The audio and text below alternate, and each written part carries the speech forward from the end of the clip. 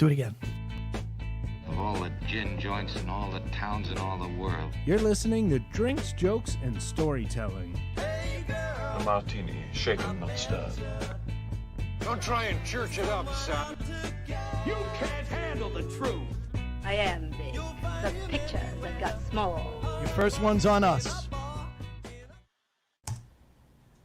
Ladies and gentlemen, welcome to Drinks, Jokes, and Storytelling. I'm your host, Mark Riccadonna, and with me, as always, Richie Burns. How you doing, brother? I'm okay. How you doing there, baseball? I'm good, man. I got to tell you, we've had some heavy days here, and I'm happy to have a fun one today. Yeah, we got to have a fun one, man. Before you came on backstage, Joey and I were talking about that, how it's like, I don't even know how to feel about doing shows and whatever, but people were watching. So, I mean, you know, I guess people need a respite too. So let's just do what we do and hope that some of that positive energy breaks out into the world. What I think we need to do is shake it off. And there's no other way to shake off all this heaviness than invite our good friend, Chris Roach, out to shake it off with us.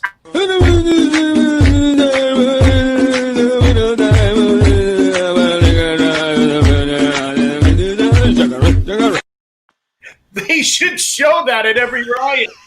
Anytime someone goes to the riot. Ladies and gentlemen, Chris Roach. I thought Joey was going to go back to it. Damn it. Would that be funny?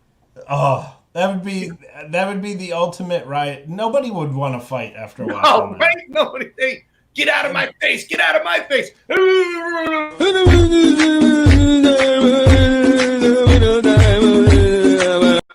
How could you possibly be mad?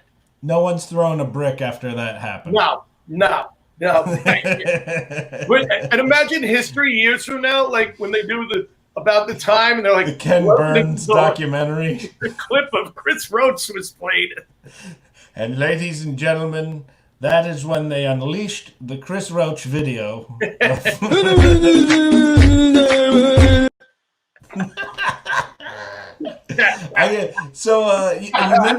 You mentioned baseball right up top. I got to tell you, the reason I'm wearing this shirt, Conneaut High School, it's not the high school I went to, but my football coach is now a baseball coach there. And I saw on Facebook, they are out practicing. They're out and they're playing. We're on the right track to getting back to normal. I'm stoked. I got to tell you, and especially after we had Mike on talking about Major League Baseball, I'm going to enjoy baseball this year. When it comes back, I want to fully enjoy if baseball. It comes back. I'm watching, I'm trying to stay positive. Yeah. I'm watching NASCAR.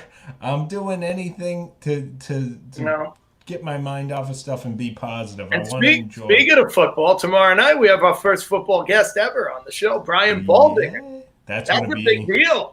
That's going to be awesome. He played in the NFL for 12 years with the Cowboys, Chiefs, and the Colts. And he was the Eagles.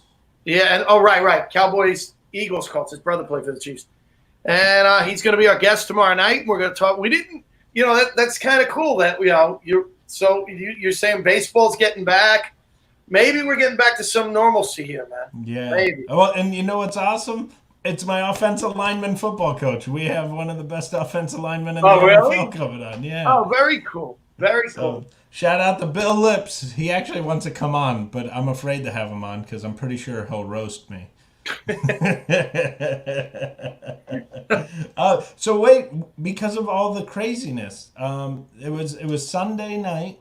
I was doing a benefit for children with brain tumors, and it was they raised a ton of money. They raised so much money, but it was the night everything kind of broke and went crazy. Yeah, like all the protesting turned into rioting, and we were all talking about that night, and I didn't get to bring it up. I wanted to bring it up Monday. It's hard to think comedy when that happens. When things are going on, it's hard to say, okay, now I got to go make people laugh. Yeah.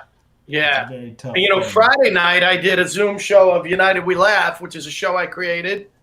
That's fantastic. And it's the goal. My goal is to bring laughter to racial issues so we can all sit together. And the first part of the show is the comedy part. And the second part, we open it up to the audience. We try and talk and make things better. So that was the first Zoom show we'd done since the pandemic hit. And it happened. All this shit going on in the streets isn't just advertisement for your show? Yeah, well, yeah, it It's kind of not is. just advertisement. I mean, and we had Mark DeMeo was on, who was on Monday. We had Mark DeMeo, and we had a great show. And Wally Collins did it, and Sarah, I just blanked on her last name. Sarah Contreras, yeah, and they were great. And so, yeah, I mean, and now it's just scary. And that's the point I'm trying to make with the show is, how do we fix what's broken if we're angry? We can only fix what's broken if we're getting along and we're laughing, you know? People need to laugh, come together. My dad always and said, then talk. Yeah, my dad said this was back the early 90s, which this is going to be our bridge to get to our guest. Yeah. In the early 90s, or late 90s, when I started working at Stand Up New York, early 2000s, my parents used to come all the time. Now, they live in Ohio, but they used to come all the time to the comedy club that I was working at, and they would watch shows. And my dad said, this is exactly how we stop racial problems. Everybody laughed at everybody. Everybody made fun of everybody. There was no... Now, there's a difference between being a jerk and making a joke. But if you do it with love and everybody's having a good time, it breaks down walls. It breaks down barriers. It makes people connect. And I think that's what's missing in the country right now. Everybody's either left or right. There's no, if you're not with me, you're against me. And that's it's very scary. Anyway, enough of that. We're going to have fun. We got a great guest. Great guest to bring out. We got the perfect guest to have a good time and laugh and have a drink and smile. I've done it many times sitting in a bar with this man. I love him to death. He, tremendous comic, tremendous actor. You know, he was one of the original cast members and writers for the Richie Burns show. Really? And I put him in. He was in the Richie Burns show, and he was always so good. Any role, he was always so good. And people used to, I'd go, hey, we're doing the Richie Burns show again. And people would go, is Greg going to be in it? Is Greg going to? And I'm like, when did he become my Ed Norton? You know, like, you know what I mean? Like, people were more interested in my Art Carney. People wanted him more than me. So, but I love him to death. We have a clip from his stand-ups. Ladies and gentlemen, the great Greg Vaccariello. Now listen, punk. Who you with friends, with your buddies, and your mom somewhere? Okay, listen to the young people. How far are you? You're a young guy. How old are you? 25. 25? Oh, you're a punk too. And who's this? My wife. Your wife? Okay, listen to me, punkette. This may involve you. Let the young people know what nobody told us. Listen to me. Sex changes when you get older. It's life for adults, we can talk. Sex changes when you get older.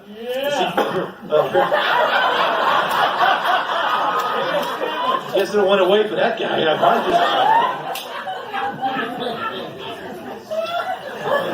See, folks, my wife, Melissa, is younger than I am, so she's ready to go all the time. You know, oh, come on, let's have sex in the shower. Whoa, whoa, whoa, whoa, whoa, whoa. Take it easy. Honey, I might you could have a slip and fall. Man. I wish I was making that up. Having a woman younger than you never want to make that up. Ew. How are you? I'm doing great. The way considering everything, you know. We always start with a drink. So let's go with our guest first. What are you drinking, buddy? It's a little Jim Beam. Little Beamer. You said you're married to a hillbilly, so oh, get dude. The beam? There's moonshine right behind me. Are you serious? Yeah. Hang on one sec. I got my Jim Beam. And then here's the moonshine. Who drinks it? Oh, dude, let me tell you. That's her family makes that. Nice. That is so good, so delicious that you can drink it like without. Oh, okay. And the problem is it's so strong it'll knock you out. That's the problem, right? Yeah. That's like some oak barrel thing. It's phenomenal. It tastes so good. It's incredible. But you got to be careful with it. Where's your wife from? Well, she's from Vegas, born and raised. But her family, they came from Tennessee and Oklahoma and New Mexico. So as far as she's concerned, you know, she's country. I mean, she talks like this, y'all, and all that kind of stuff. And It's so great that it's you, like Miss. I know. There's your sitcom. Well, in the script that Mark read, his love interest is from Georgia. So that's what it's absolutely true. I mean, I'm in my car, she's with me, and bang, on goes the country station. Like, where's Deep Purple? She said, what? Deep what? Would it kill you to play She has no Little idea. Hat?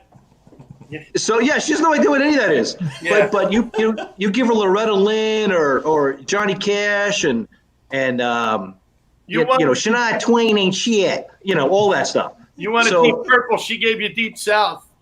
Yeah. Boom. Hang on. I moved down to. I'm writing that down. I moved to New York City from Ohio, and I always hated country music. I always go, I don't like country music. I don't like country music.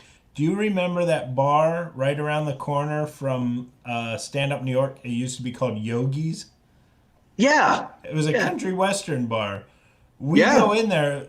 They had to sneak me in. I was like 18 years old. They sneaked me in. Every song that came on the jukebox, I knew the words to.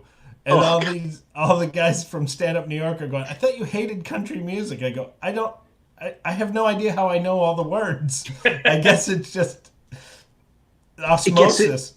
Osmosis, because of where you grew up, right? Yeah. It was just around you all the time. It just sinks in. So Richie, what are you drinking, buddy? I got a little Sam Adams. Which one is that? The regular Boston Lager. Boston Lager. I love the Boston Lager. I love their winter lager. It's good. Yeah. Their summer ale's really good too, by the way. Try it. It's out. I'll have to give that a shot. They have a cherry wheat one that I can only have one. Yeah. After that, I get a headache. It's really good on tap. It's better. It's one of those. It's better on tap than in the bottle. And only have one. Yeah, it doesn't get a headache. You're right. I'm having Vaccariello was coming on, so I got a little vino. Yeah, a little nice. Could have done that by Benjamin Garnot. I've been nice. Good for you, Mark. Still good to see you, man. So I've been drinking a lot of wine since this quarantine happened. Yeah, I wasn't a big wine guy before, but now I just beer. I drink so much of it.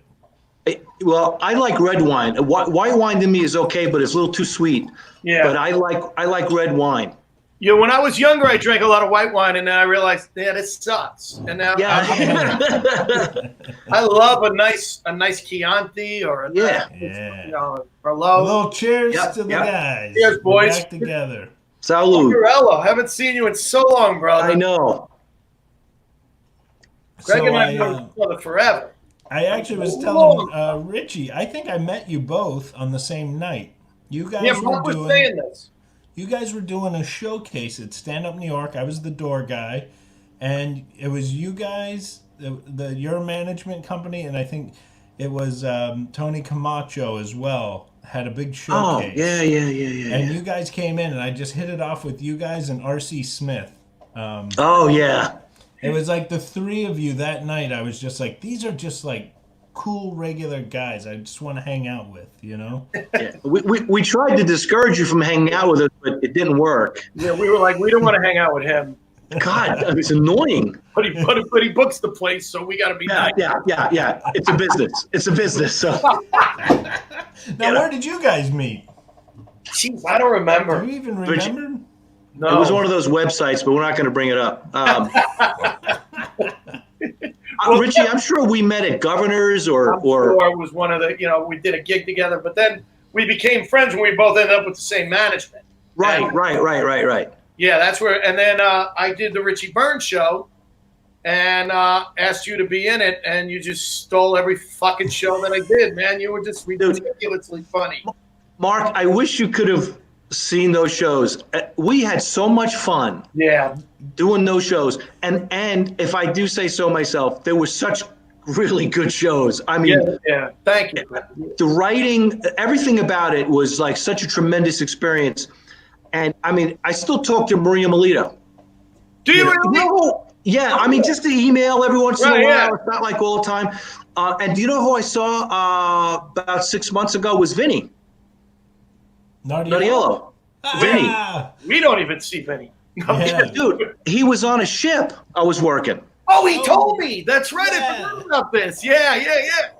He sends me a message, but I don't get it. And I'm going to dinner. I'm walking through the buffet, and he turns around and goes, "Hey, Greg." And I go, "Oh, my God, what are you doing here?" He goes, "Oh, I just didn't see the message."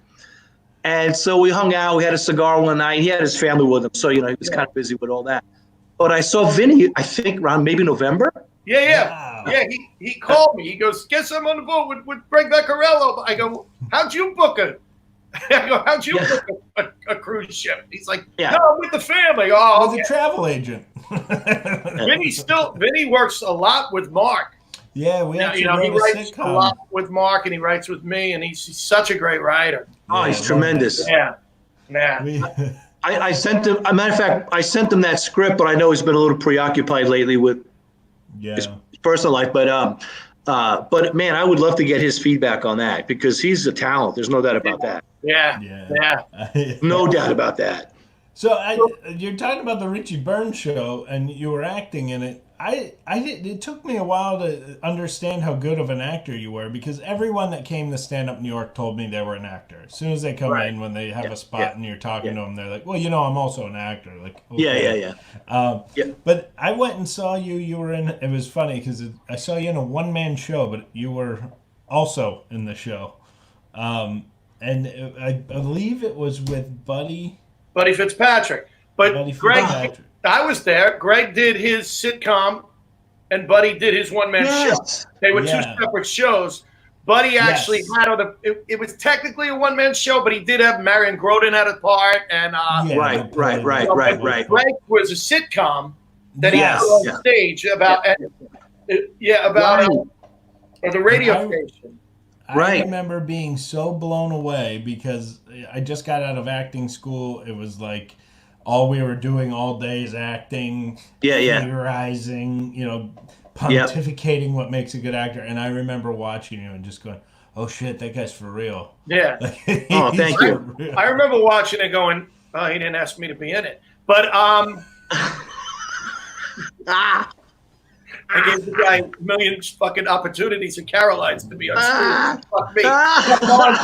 No Bonds in it. Oh God. And I remember the name of the girl, and she was a DJ or something, was Kat. Yeah. And I go to you after the show, I go, "Kat from Watertown." Remember there was a DJ, and I remember there was a girl when we did Sackett's Harbor, and you were like, it never dawned on you. I'm like, you're like, "That's where I got. That's probably where it came from." I remember that. It must have been something in my subconscious because I never would have remembered her in a million years had you not brought her up. First thing I thought of, I go, "Kat, she's on the radio," and you're like, "Dude, I never even realized." Never even realized it. I'll tell you a funny story about her. Mike Kinney, who owned Sackett's Harbor, owned Lake Ontario Playhouse. He used to have us on the radio station, right? Right. It actually was Sackett's, right? I don't even think it was in Watertown. I think it was in Sackett's. I think it was in Sackett's. So he and I'm up there for the weekend, and we're supposed to do the show Friday morning. Turns out they had him on for the week. Whoever the DJ was supposed to be was on vacation, so Mike was the guest DJ. So was he really? Yeah, they go, "Do you guys want to guest DJ together?" And we're like, "Yeah, all right." So we're on the air, and we're just fighting like a married couple. And at one point, he plays the song ends, and he's staring at me, and I'm staring at him, and we're just staring at each other, and there's silence, and finally he goes, "What?" And I go, "What?" He goes, "I thought you were going to say something." I go, "The song ended, Mike. You're supposed to say something." He goes, "But I thought you were going to say," and we got in a fight. We go to commercial, and Kat walks in, and she goes, "I don't know what you guys are doing, but don't change a thing." Yeah. This Andy Kaufman thing is really working out. I did. God, years and years ago, I was in. I don't even remember, somewhere in Wisconsin, and we had to do. I think it was 3 or 4 radio shows consecutive at 3 or 4 different stations. It was like 6, then 640, then 720, all that. So there was, I forget her name. Don't ask me. I don't remember. Some girl was headlining the show, and the owner said to me, "Would you come and do radio? Because I don't know how good she's gonna be." All right. So I go along to do the radio, and she had a fit. She had a fit that I was there. I'm the headliner. What are you doing here? I said, "You need to talk to the owner of the club. He asked me to do this, whatever." So finally, the first DJ said, "And we have with us also Greg Vaccariello." And she's like, "Well, I'm headlining. He's opening up." Like, she was really condescending. Wow. So we started in on each other. So by the time we got to the fourth show, it was a full-blown fight. Wow. It was full-blown, like the fourth guy had no idea what was about to hit him. Hey, I forget her name. If I think of it, I'll tell you, but I forget her name. And it's like the smooth jazz station. Yeah. and we walk in and she goes, "He shouldn't even be here. This poor guy." Anyway, point being, we were sold out every show that weekend. Because sold out because people thought we were married and they wanted to see this married couple perform. Because we were fighting so much. And all I did was what the owner asked me to do, go do radio. And she just couldn't handle it. She said to me, "Well, I'm sitting in the front." Like when we were driving, he picked us up. I go, "I don't care where you sit. I'll sit in the back. I don't care. Doesn't matter to me. It's a car ride." And she said, "Well, fine." And then she would put the seat back to jam into my knees. I mean, it was hard. She was. Are you serious? Dude, I'm serious. She was wretched. And there go the dog. Sorry. And is she was somebody wretched. we know? No, she's not from our world.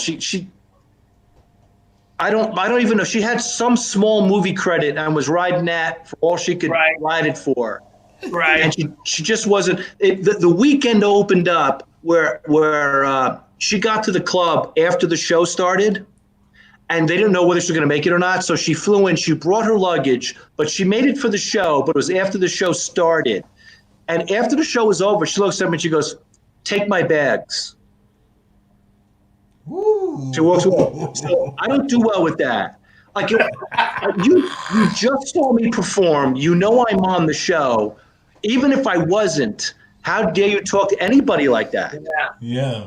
Even if I'm the guy who's going to help you out, you say, "Take my bags." Not even a please, a thank you. Just take my bags. So I look at her, and the owner goes, "Okay, look, he's on the show. He's not in charge of your bags. I'll get your bags." She's like, "Okay, whatever." I mean, she was not a good person. But we fought so much on the radio that we were packed. I mean, sold out, people wanting to get in to see it. Wow. How do you like? Do you like doing press on a weekend? I do, Mark, but man, I've had some, like for instance with radio or TV, I've had some great experiences. I'm sure you guys will say the same thing. And then I've had some horrible ones. I think a lot of it depends on who's hosting it and what they expect from you. Some people want you to come in and just be yourself, be funny. Other people get intimidated by us. Hey, don't be too funny. This is my show. I'm the morning guy. I'm the funny guy in the morning. Don't you out funny me. Other people are so confident in themselves that if you come on and do 10 minutes, 30 minutes on their show, it makes their show better. So they're thrilled.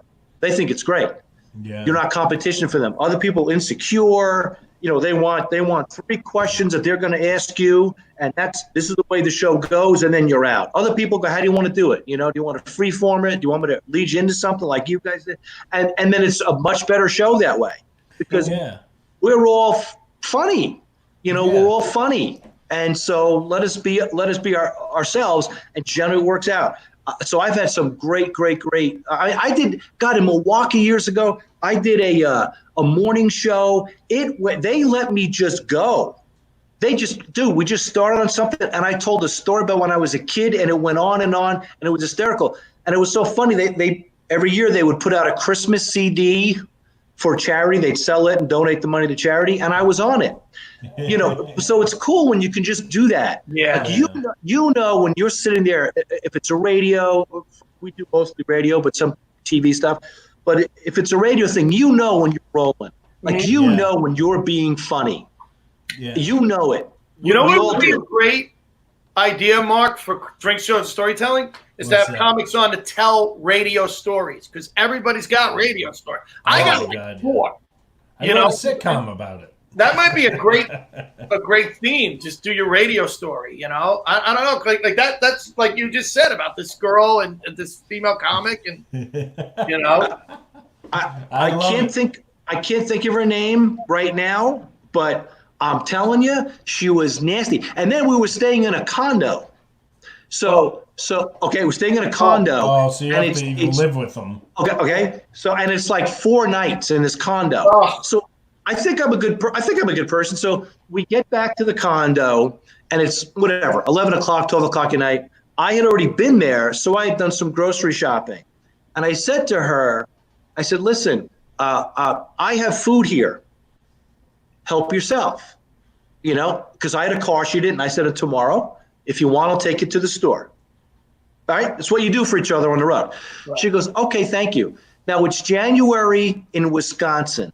It's bitter cold. Snow, freeze. As bitter and cold as her heart. So I had bought a box of granola bars or something, and there were like 8 in the box, and I had 1. So that leaves 7, right? So that night we go to bed. I wake up at 3 o'clock in the morning in a sweat. I mean, it's so hot in the condo, I couldn't believe it. I go out to the thermostat. It's on like whatever the highest temperature was, 98. She cranked it. So I lowered it to something reasonable. I go back to bed.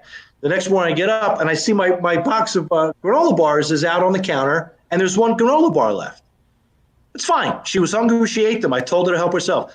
She comes out and I said to her, did you raise the temperature on that thermostat? It was on like 98. She goes, I didn't touch it. Okay. And then just to make conversation, I go, oh, I'm glad you had those granola bars. I'm glad they were there for you. She goes, I never touched those granola bars. I'm like, okay, it must be the same ghost that was messing with the thermostat. Because now you're crazy. It's the same ghost that put its dick in the milk. You know what? Yeah, exactly. Can I just say something in her defense? And it's a really long shot defense. She could be a sleepwalker. I thought about that. Yeah. That could be. You know, because people do that. They eat, they'll make full meals and not know they did it the next day. Did you? But maybe. But the odds are she's just a fucking bitch. Maybe she's a White Walker from that sci-fi show. Game of Thrones? Yeah. She's a White White could Walker. be. She was white. She was blonde. I know that. So, Greg, such a career. Just a great. How long have you been in Vegas first before I go into talking about? Okay, I've been in Vegas about 11 years. Wow. I know. I can't believe it. What made you go? I know you had family there. Right? Well, yeah. What happened? Well, I have a sister in Vegas. Right. And before I moved to Vegas, I was working out here at the Trop, and my sister took a bunch of friends to the show. One of her friends had a friend who came to the show. 2 years later, I married her. So, So my wife, Melissa, and my sister, Joanne, had a mutual friend. Wow. And so they all came to a show at the Trop one night. And, we just hit it off. And I was living in LA at the time. And so we kept in touch.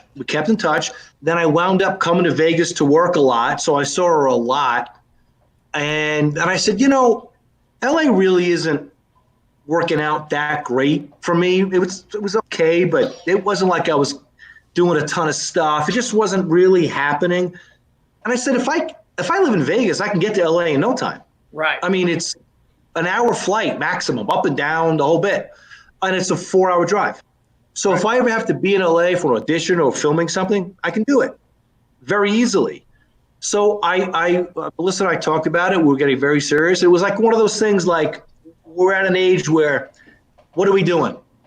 We're 4 hours away from it. We're not 22, 21 in college. It's either put up or shut up kind of thing. So I moved to Vegas and we got married. Wow. And It'll be 10 years in July. Wow. fantastic. July what? Yeah. July 4th. No way, really? Yeah. That's awesome. So all the fireworks are for us. You know, but at least she lived in Vegas. I mean, you know, a place where you can work and Absolutely. you know what I mean? I told her, I said, I love you, but if you lived in like Albuquerque, this is Right, a no-go. Wyoming or something. Yeah, God. I mean, nice place to live, but I can't. I don't love you that much. Yeah. Yeah. So you've been living in Vegas. Is anything open yet or no? no. No. So, I mean, they're opening some restaurants, you know, with the club, limited seating and. No, I know that there are none of the main clubs are open in the casinos. I know there are some off the strip shows that are kind of running. Mm-hmm. And to be honest with you, I may have to contact some of these people and get on a show just to get on stage. Oh, I know. I mean, I'm like I was watching that clip you guys showed at the top of the show. Like, oh yeah, I forgot that joke.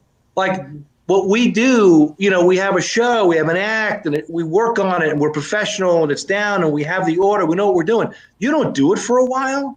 You forget the little nuances. It's not like riding a bike. No, you no, gotta start exactly, over Richie. Every time. Yeah. It's one of those things where if we have too many nights off, we start to panic a little bit because we know that what we do isn't always what we say, it's how we say it. Mm-hmm. And it's that flow and that thing we got going on and the like little sports. look you make. If you What's don't that? exercise, it's like sports. If you don't exercise and then you have to get in the game, you go, am I ready? Yeah. Like, And you know, funny? When you're doing it a lot, like when you're working a lot, you forget. Like it's so rote to just, it's all right, flawless give me the to mic. just go up. Yeah. Here we go. Give me the mic. Yeah. You know, but when you like, if I take a week off, I'm going to that gig and I'm sweating. I'm like a week. So now it's 3 months. You know, 3 months. I mean, and you're a professional, so you would think, oh, a week, he'll get it back, and you do. But we still get nervous about it because we are professional. Right. We know how it's supposed to go. Right. And we want to go that way. Like we know where the laughs come, what we say, what we do, and you those little things that develop over time. You know, that little tagline you came up with that night that you're going to forget now because you haven't done it in 3 months. Mm-hmm. You know, what we do, stand-up comedy, is by far, in my opinion, the hardest performing art. There's no doubt about it. Well, if you do it right. I used to do porn, so. Well, yeah, in front of a live audience. Oh yeah. He was one of those Times Square Jones. That caused a couple of riots. I'll tell you. Do you remember, Richie, speaking of doing porn, the Rock Cockwood sketch we did on the Richie Burns show? Mark, I'm telling you, that may have been the funniest thing that we did. It was Greg's script. It was Greg's idea, and it was Greg and I were the original first porn stars. And we made the first porn. And Buddy Fitzpatrick was he was doing a documentary on this. This was like he was doing a biography and Buddy was so funny as a director. Oh. And then they asked us to recreate the moment, and we're like 80, we're like 85 years old, and he goes, he knocks on the door, and I go, who is it? And he goes, Milkman. And I go, what? And he goes, what? We couldn't hear each other. I'm here to deliver the milk. What? FYI, Richie was dressed as a woman. It wasn't. I was, yeah. Any chance I could dress as a woman in that show, I took it. I ran with it. Absolutely. It was Mark. I'm telling you. Precedence for the rest of your career. Yeah, and Rock Cockwood. And that, my God. What character's name? Rock Cockwood. Rock Cockwood. I don't remember. We did the first porn movie ever shot, and we were recreating the opening scene or something. It was freaking hysterical. It really was. We did. I was saying that I mentioned to Bartlett when he did the show. He did the second show. If you remember, I used to have 2 stand-up guests, and my guests that second show were Bartlett and Gaffigan, which is like, why do sketches? Just put the 2 of them out there, you know? Yeah. Sell some tickets. And Bartlett, after the show, comes up to me and he goes, "Great show, man." I go, "Thanks." He goes, "Nah, it's really great." And I didn't know Bartlett. You knew him really well, but I didn't really know him. And he goes, "It's a great idea." I go, "Thanks." He goes, "Vaccariello's really good. Everybody's really good." I go, "Thanks, man." He goes, "Why the fuck didn't I think of this?" And he walked away. Oh, really? And I took that as the best compliment in the world, you know? He's an amazing talent. Oh. He's just phenomenal. He's just ridiculous. He did our show a couple of weeks ago. He was great. Oh. Such a talent, man. But you, dude, you're in a Mark, let me tell you a story. We were in an acting class together. Alice Spivak, who I adored. Yeah. Yes. And Greg turned me on to her. You turned me on to her, and we were in this class. Yeah. And when you're and Mark, you know this, when you're a comic in an acting class, everybody wants to do a scene with you because they want to do comedy. You ever know? Can you do that? I want to do comedy. I want to do comedy. Yeah. And the one thing we don't want to do is comedy. And Greg, right. We're going to do a scene together, and we did chapter 2. Yes. Which is ironic because it's comedy, but we did the opening scene, and I played your brother, and you were the lead, and we rehearsed that. And Mark, every night it opened with him reading a letter from a woman. Wrote a letter. He had just gotten back from Europe because his wife died. Your character's wife died, and he gets back from Europe. I pick him up at the airport. I bring him in. There's a letter from a woman talking about how wonderful his wife was. And Greg would do the scene. We'd rehearse it, and Greg was amazing every night. The night we finally had to do it in front of an audience, when Greg reads it, he looks up at me, and he's crying. And that was it, man. That was like, I'm like, oh, my God. Yeah. I remember going, you blew me away. And I remember going, forget about how good he is. Forget about how good. Because I like, all of a sudden, I was no longer acting. I was no longer performing. I was like thinking about how good you were. And I thought, now you're out of it. And it took me like a good minute or 2 to get back where I should have been. But I was so blown away by your gift as an actor that it threw me off as an actor. Does that make sense? Yeah, it does. It does. I remember out of the moment. You were so in the moment that I wasn't, because I was like, fuck, that was good. Like in my head, I'm going, wow, this is good. So yeah, that was a great scene. Yeah, and you were so good in it, and she loved us both. But I remember, I just remember, and all that I remember, we really, everybody in the class was going, wow, the comics were really good. Because we just really, I think when you give a comic a chance to be serious, they can be very good at it, Yes. I think, didn't Jackie Gleason say something about,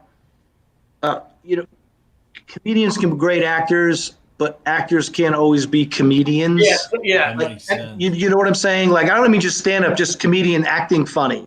Yeah. It's hard to do that. But I think the problem some comedians, I think, have is we've written our act. We know how to do the words we wrote. So how do we then take words somebody else wrote? But I think a lot of comedians do have trouble with that. But a lot of comedians that I know are able to go where we went in that scene. Well, don't they? Yeah. They call it the soul of a clown. That it's you use the grease paint to cover up the pain that's underneath it. Comedians really do have a deep feeling and a deep, dramatic thing, and they use the comedy to cover it up in real life, and that's how they figure out they're funny. But there are comics who cover it up so much that they can't get to the emotion to be an actor. Absolutely. Yeah. Mm-hmm. And there are actors who think, I gotta be funny, and that's what they're missing with comedy. And I've tried. We've both seen it in the Richie Burns show, where we bring in an actor, and it's like, forget about being funny. Yeah. The funny is going to be there. Yeah. If you play it like you're doing Hamlet, you're going to be better off than if you play it like you're doing, the Marx Brothers. Right. You know what I mean? Right. And that's what I think a lot of actors don't understand about comedy is if you're playing it as a comedy, you're going to overplay it. Absolutely. You don't play it as a comedy at all. That's why it's funny. Right. Nobody likes seeing someone trying to be funny. Right. Ugh, Right. And it goes a lot. It's hard. So real quick, why don't you go over some of your stuff that people may have seen you in, some of your acting creds? Well, I've done, I did a bunch of Law and Order, mostly SVUs. I did one Criminal Intent also. Hey, look, there he is. That picture was somebody that I met on a cruise ship was watching TV, and that episode came on. This is like a month ago. And that picture came off her television set. Oh, and she sent it to me. I swear to you, she went up and started snapping pictures, and she sent it. I just saw you on SVU. I said that was the very first one I did. I'll tell you an interesting story. When I did that, we were obviously on location in Manhattan somewhere. And I was in the trailer, and the girl came to get me, the assistant director, very nice girl, and she comes to get me, and then she introduced me to Mariska Hargitay, and we're walking to the set, and it was freaking Mariska Hargitay. I mean, holy crap, right? Right. So we're walking, and the girl, I forget her name, she says, oh my God, I forgot my whatever, and she had to run back to whatever she forgot. And I was walking with Mariska Hargitay to the actual set, and she says to me, how long are you on the job? I'm like, what are you talking about? I go, because I was playing a cop. She goes, how long are you on the job? I go, I'm not a cop. She goes, yeah, you are. I know cops. I met a lot of cops. You're a cop. I go, no, I'm not. I said, I'm in a scene with you. She goes, no, you're not. You're a cop. So I pull out the sides, the script. I go, look, I'm in a scene with you. She goes, I thought you were a cop. You act like a cop. That's like, awesome. nah, I don't got the guts for that. But yeah, it was she. You should have been like, it's a cop show, Mariska. It's a cop show. I know, really. Most of the people you meet are not cops. Kind of popular show. Yeah. Do you know you're on it? Yeah. So, but I people think I'm a cop so many times. It's weird, that I'm actually a cop. Quite a bit. I do. I did in Paul Blart Mall Cop 2. We got some. What was that? What was that? Look at that him. was somebody else sent me that. All my pictures are from people's TV screens. Now, okay, that's my buddy Danny Guire. Yeah. He played my partner in the movie. In real life, Danny's a retired NYPD officer. No way. But the guy who was supposed to play my partner couldn't do it, like last minute. And Danny works with Kevin James. So like, Danny, you want to go play a cop in the movie? So he did. And it's amazing. I admire the hell out of Danny. He was at Ground Zero, 9/11, the whole bit. He's the real deal. But I was telling him a story. After we were shooting that scene, it was myself, Danny, Kevin, whatever. A young girl from the crew came up and she goes, I just want to thank you for your service as a police officer. My father's a policeman, and I really respect what you do. And I said, oh, thank you for saying that, but I'm not a police officer. She goes, no, I know you're retired. I go, no, I'm not retired. I've never been a police officer. She goes, no, it's okay. I know. They told me that there's a retired NYPD officer in the scene. And I know it's you. I can tell because I know my dad and how he is, and I know his friends. I go, I assure you it's not me. I've never been a police officer. I go, but that guy over there, he's the real cop. She goes, really? I went, yeah. So I go, Danny, come here. He comes over. He's a sweetheart, Danny. He's a sweetheart.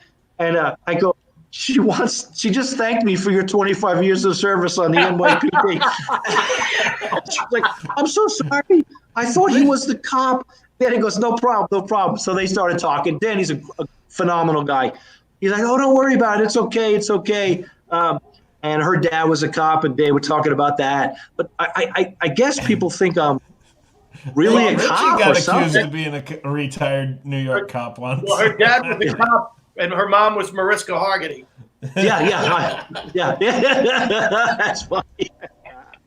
But you have that thing, and it's a lot of Italians have it, where you look like you're either a cop or a criminal. Well, there's not much in between. Look at that. Yeah, there it is. There's a tough guy. Yeah, you don't know which one that is. That could be the cop. That could be the criminal. Oh, Could be there either you one. go. Which one's that? That's a paparazzi shot right there. Paparazzi keeps popping up, man. They never leave me alone. Wasn't your dad a cop? Yeah. 25 years. My brother's a cop. My brother-in-law's a cop. His brother's a cop. Right. Yeah. I've done ride-alongs. I've been shot at. Yeah. I mean, I've been shot at. My first ride along in Miami, I got shot at. Jesus, what happened? I swear to God. It was obviously some bad guys carjacked this old lady, whatever. We're chasing them, and we're the first car in the chase. I'm like, what am I doing? I'm just trying to see what this is all about. Literally, they shot at us. I'm like, you know what? I'm out. I could never do that job. But yeah, I've done ride-alongs. It's unbelievable. One day, Greg and I were in the city. I don't know if you remember this. I don't know if everyone thought you two were undercover. Rehearsal or no, and we're walking down 8th Avenue, and we're talking, and we're going somewhere, and out of nowhere, a cop car pulls up. The cops jump out. There's a guy standing on the street. They tackle him, turn him over, put him in handcuffs, and Greg and I, it was like an in-kid, we just go, like they were in our way. We just kept over them and kept going. Do you remember that? Yes. Oh my God! Please, come on. We gotta go. We have a show to do. You knew man, we've been in New York too long, man. No, dude, I'm telling you, it's so true. It's like things that we're used to or just don't think about are like monumental events for other people. You know what I mean? And we're like, it's a bum. There's a guy sleeping. We stepped over him. Yeah. Other people are like, oh my God. Oh, what's wrong with you? He's fine. He's sleeping. Like, we don't even think about it. Yeah. But there's, my wife, Melissa, was in New York 4 or 5 years ago on a business trip. It was in January. And I arranged work, probably a governor or something. So I went with her. And we stayed in Manhattan for a few days. And it was a whole big thing with this company. So we fly in, we go right to the hotel, somewhere on 11th Avenue and something near the Garden. And then she had to go to dinner right away. And then after dinner, I picked her up at the restaurant, which is right next to the hotel. I go, honey, walk to the corner with me. She goes, I'm going to go to bed. I go, just walk to, it's like 9 o'clock, 10 o'clock at night. I go, walk to the corner with me. 36th Street, right? Whatever. She said, okay. We walk to the corner, and I go look down the street, and she looks down the street, and lit up is, oh, you know what it was, Empire State Building. Right. Yeah. Now, her jaw dropped. Like, her jaw dropped. Yeah. She's seen it a million times on TV and movies. Right. But there it was. Right. And things that we just go, yes, the Empire State Building. She literally went, like, honey, she goes, honey, that's the Empire State Building. I go, I know. I lived here. I wasn't asking you what that was. I'm showing you the Empire State Building lit up at night. Right. And it was amazing to her. Right. And things like that, that she just was like, I don't understand this. Like, this is unreal. And we went to, after she was done with her work stuff, we went to Central Park. She goes, honey, that's the statue that was in the movie, whatever. Yeah. Oh, my God, that's the bench where they sat in that movie. Yeah, honey, yeah. And then we drove around with my uncle, and she's a huge Beatles fan, Melissa. In addition to country music, she loves the Beatles. And she went by the Dakota where John Lennon was shot. Right. And she said, I got to get out of the car. She just had to go there. Yeah. But things that we people in New York take for granted or just are used to, or don't, we're used to going into a deli and getting an amazing meal. Right. Like, oh, there's a deli, let's go get a sandwich. It'll be great. It'll fill us up. You know what I mean? Yeah, no, right. Right. We're used to that. Right. There's a deli, let's go. And to her, it's like, oh, we got to drive. No, honey, we can go get pizza right there or go to that deli and get a sandwich with a pickle and coffee and for $10. Right. Just things that you just don't get really in a lot of other places like that. Chicago, Philly, yeah, but New York is just special like that. Yeah. Where I went to school, it was like 4 blocks away from the Empire State Building, and my friends from Ohio would come up to visit. And I'd be like, come on, we got to hurry up and get over here. We got to meet. And they're like, it's the Empire State Building. We got to go up in it. And I'm like, no, we got to get to the thing. We have a thing to go to. Yeah, you forget. And they're like, you've probably been up in the Empire State Building like 10,000 times. I'm like, no, never been. I walk by it every day for 3 years. I only go when my friends come to town. Exactly right. It's for tourists. Yeah. I didn't go to the Statue of Liberty until we were about to move. Really? Yeah, I was like, Yeah. ah, shit, we should do that. I've been to Ellis Island. Before I get out of here. So, Greg, listen, there's two things we want to do before we let you go. You've been a tremendous guest. Really tremendous. Totally. I do what I can. Talk about totally getting what we're going for. I mean, the stories have been phenomenal. We got to have you back because I know there's so many more stories. But two Anytime. things. You never told the joke. You haven't given us the joke yet. We haven't gotten the joke yet. Well, All let's right. close on the joke. All right. No, because we didn't show the Leno thing. I want to. Oh, yeah. Well, first of all, if you need any more information on Greg, you can find him. Joe, if we could pull up his thing, you can find him in links on. Oh wait, Forgot about that. MySpace refuses to connect. Okay, well, I guess if you guys have MySpace, I can't believe I forgot about this. Or a time machine, you can check out Greg Vaccariello. He does things. He's amazing. Listen, my Commodore 64 is about to run out of juice. And he's also got this Pong. Very good at Pong, yes. I got the Radio Shack. Brand new. Dude, that's hysterical. Joey tried to get some clips, and that's what came up. Are you serious? Yes. Yeah. Do you even know you have a website? That is so funny. Wait, I didn't even know that. I got to call my guy. Did that really come up? That's what it was? I'm freaking out. I got to go check it out. Greg's going to call his guy. Hold on. Here's his cell phone. Greg's website thinks George W. is still in office. That's so funny. Yeah. Yeah. But all right. You did a Tonight Show that we'll show that, and then you're right, Mark. We'll go out with a joke. So I want to preface this Tonight Show with, Greg, you have a message in your comedy. I think you're an amazing person who has a great message in your comedy, and we need to be able to translate to people. We need to be able to get people to understand. Set up, Mark. Understand each other. That's how we. So I think we need to hire Greg. I'm the guy for the job. He's the guy for the job. Let's see that clip. All right. What's the problem? And President Bush met with the Prime Minister of Italy yesterday. The Prime Minister does not speak English, so President Bush hired a translator. I don't know where they get these translators. Take a look. Di questo Columbus Day mi dà l'opportunità di rendere omaggio. He says, how you doing? Thanks for the invite. La nostra amicizia è un'amicizia speciale. Yeah, he says Italy and the U.S. with tight paisans. Capisce? Non solo mio personale con il presidente Bush. He says, come see him in Italy sometime. The women. Oh!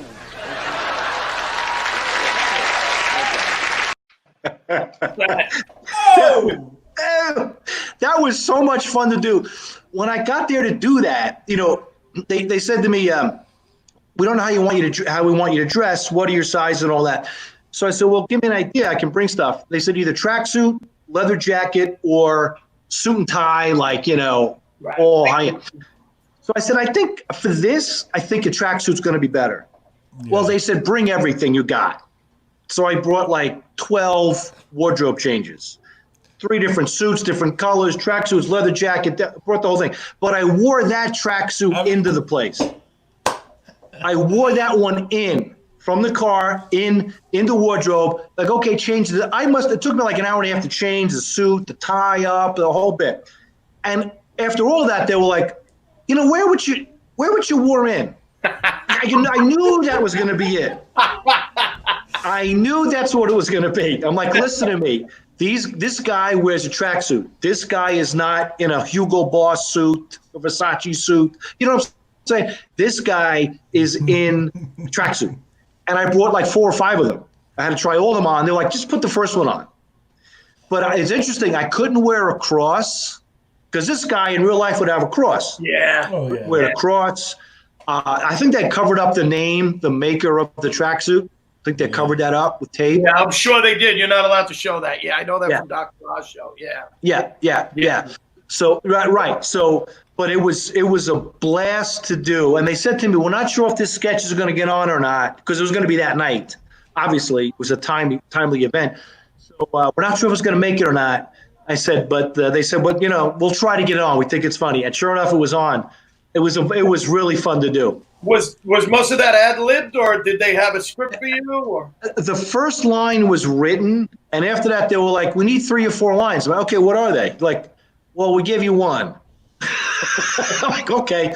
So I just went, okay, I'll do a couple of things. And matter of fact, when I did the thing about the women, I went like this originally. The women, they're like, no, you can't do this. So I had to go to women. They wanted that. Right. So I had to be real careful with it, which I understand, but I think the second and third line I came up with, but they had the first one written. That's great, man. Well, you've been a tremendous guest. Anytime, guys. Like Richie said, man, you totally get it. It's all about having a good time. And we see you watching all the time, making comments. We appreciate that. I love it. I love watching it. Please, and you got to give it a joke. Yeah. Let's go out on the joke. As soon as he hits the punchline. All right. This joke is in honor of Richie Burns. All right. I love it already. All right. So there's 2 guys sitting in an Irish pub in Boston. There's a seat between them, and it's past closing time. And they're both drunk. And one guy looks at the other guy and goes, "Excuse me, I notice you have a bit of a brogue. Are you from the old country by any chance?" Second guy goes, "Well, of course I'm from the old country, for Christ's sake." The first guy goes, "Oh my God, me too. What are the odds of 2 Irish fellas sitting in an Irish pub in Boston at the same time?" He says, "May I ask you, what part of the old country are you from?"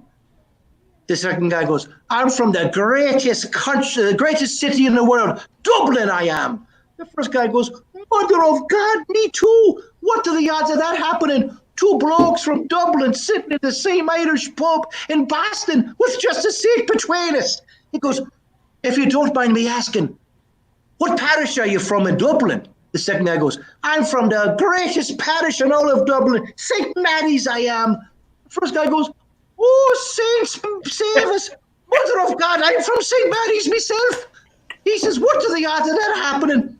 He says, "If you don't mind me asking, what year did you graduate from high school?" The first guy goes, "I graduated in the greatest graduating class in the history of St. Mary's. 1990 I did." The first guy goes, "Mother of God, I graduated from St. Mary's in 1990 also." The dogs love the joke. So just then, Irish setter.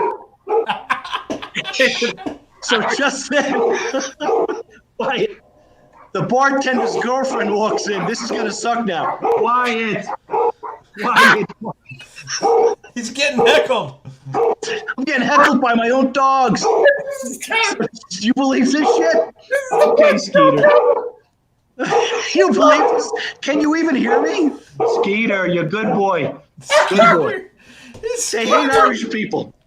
So just then, joke is ruined, but here it goes. So just then, you believe this shit? The bartender's girlfriend walks in and she goes, "Honey, what are you still doing open? You should have been closed half an hour ago." And the bartender goes, "Sorry, honey, the Murphy twins are drunk again." That would have been a lot funnier 2 minutes ago. But that's Drinks, Jokes, and Storytelling, folks. Last call. Thanks for listening to Drinks, Jokes, and Stories.